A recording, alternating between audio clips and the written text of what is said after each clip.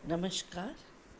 मैं डॉक्टर गीता शर्मा, सह आचार्य, चित्रकला, राजकीय महाविद्यालय किशनगढ़। आज मैं आपको द्वितीय वर्ष के पाठ्यक्रम में से मुग़ल चित्रकला या मुग़ल चित्रशैली पढ़ाने जा रही हूँ।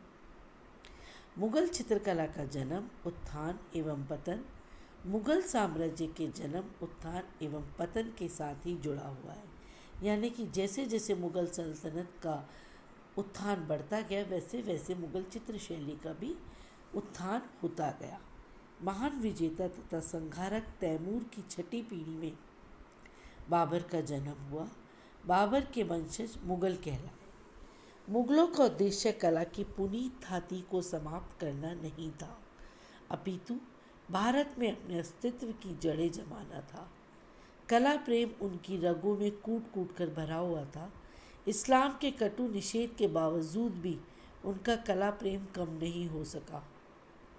प्रकृति का मोह और सौंदर्य दर्शन की भावना का समावेश उनके स्वभाव में जन्म से ही था।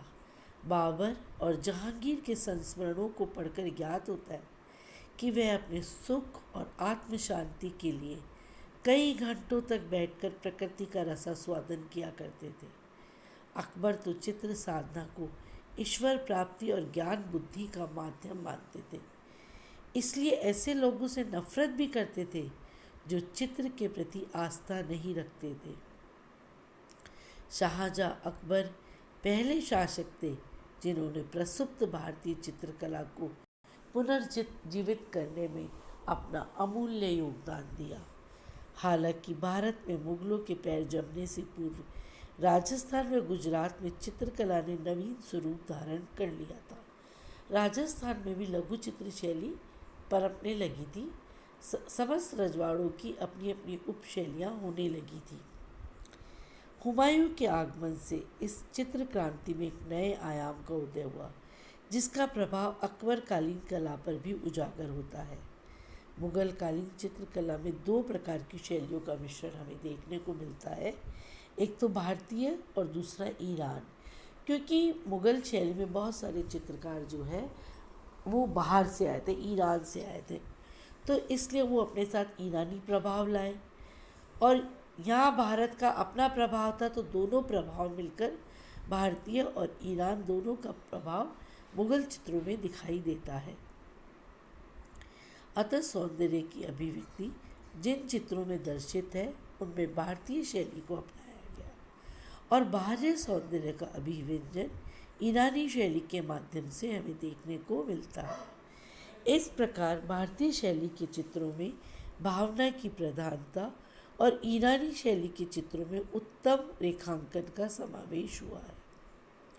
शहंशाह जहांगीर के शासनकाल में मुग़ल कला के क्षेत्र में एक महान परिवर्तन यह देखने को मिलता है कि इससे पूर्व जो विदेशी प्रभाव की मात्रा थी, जो ईरानी प्रभाव था, जो कि अकबर और बाबर के समय में दिखाई देता है, वह जहांगीर के समय पूर्णतया समाप्त हो गया था।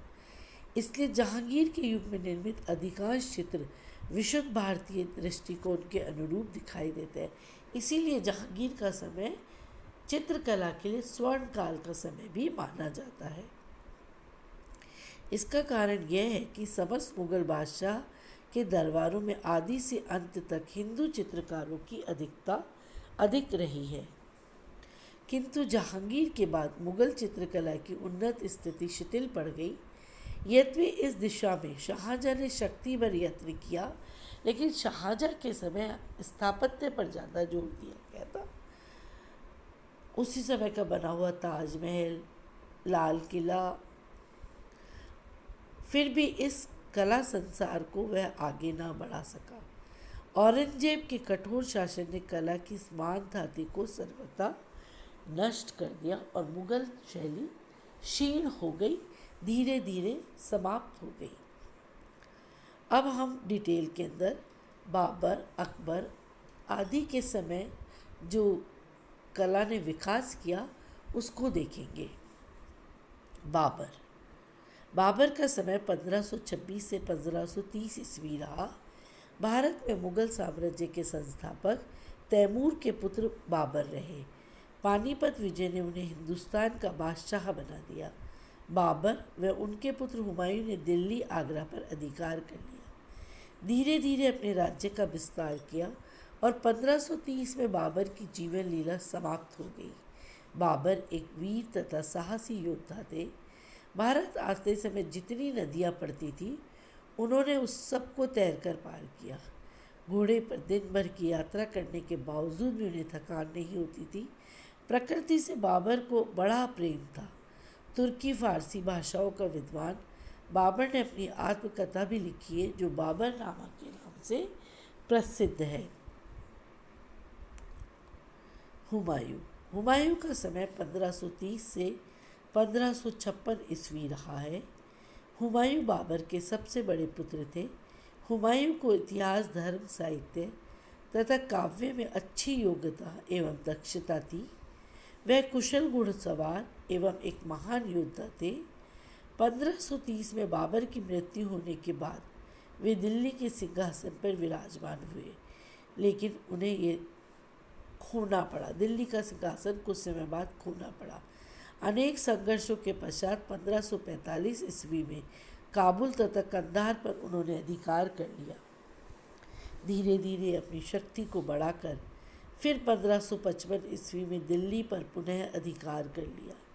1556 की ईस्वी में पुराने किले की पोथी खाने की सीढ़ियों से पैर फिसल जाने के कारण उनकी मृत्यु हो गई। हुमायूं की रुचि चित्रकला में बहुत अधिक थी। वह अपनी यात्राओं में अपने संग सचित्र पुस्तकें रखते थे। उसके कई साथी चित्रकार भी उसके साथ यात्रा करते थे, जिनसे वो समय समय पर अनेक चित्र बनवाया करते थे। कहीं पर भी वो आवागमन के समय कहीं कोई सुंदर पक्षी या सुंदर दृश्य को देखते तो अपने चितेरों से उसका चित्र अवश्य बनवाते थे। जब वे अपने प्रवास काल में ईरान पहुँचे तो उन्होंने वहाँ के दो प्रमुख चितेरे मीर सैयद अली व ख्वाजा अब्दुस समद को अपने दल में आमंत्रित कर लिया और वे उनके साथ भारत आ गए। हुमायूं के पुत्र अकबर ने भी चित्रकारी की प्रारंभिक शिक्षा इन्हीं से ली। अब्दुस समद के यहाँ बने चित्रों की गुलशन एल्बम गुलिस्ता महल पोथी खाना तेहरान में सुरक्षित है।